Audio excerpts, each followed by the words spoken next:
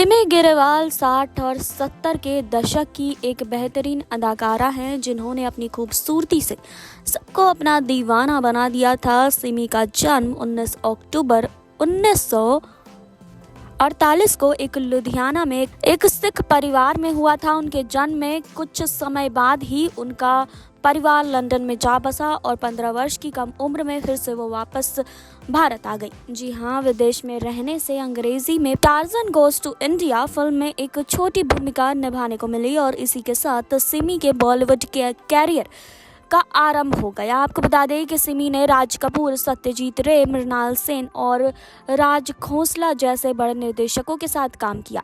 जी हाँ, मेरा नाम जोकर और सिद्धार्थ उनकी दो सबसे कामयाब फिल्में रहीं। जी हाँ, सिद्धार्थ फिल्म में दर्शाए गए नग्न सीन्स के कारण भारत में इनको काफ़ी आलोचना उठानी पड़ी और सेंसर बोर्ड ने आपत्ति उठाते हुए इस फिल्म की रिलीज हमेशा के लिए प्रतिबंध कर दी। 17 साल की उम्र में सिमी जामनगर के महाराजा के साथ डेटिंग पर जाने लगी, जिसका वर्णन करते हुए सिमी ने कहा कि हम 3 साल तक एक दूसरे के साथ प्रेम संबंध में थे।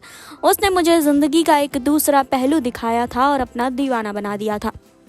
कुछ समय बाद नवाब पटौदी के साथ इनके अफेयर की चर्चा भी रही। अंत में इन्होंने दिल्ली के चुन्नामल घराने के रवि मोहन से शादी कर ली, जो अधिक समय ना चल सकी और लगभग 3 साल बाद ही दोनों अपनी मर्जी से अलग हो गए, जबकि कानूनी रूप से दोनों ने 10 साल बाद तलाक लिया।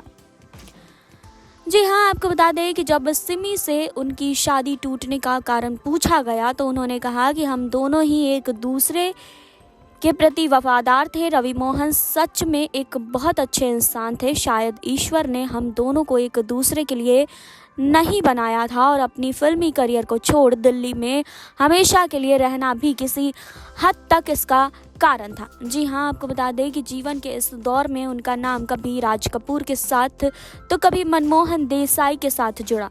जी हाँ, सुभाष घई की कर्ज फिल्म करने के साथ सिमी ने बॉलीवुड की दुनिया से किनारा कर लिया और खुद को छोटे पर्दे पर एक होस्ट के रूप में उन्होंने प्रस्तुत किया।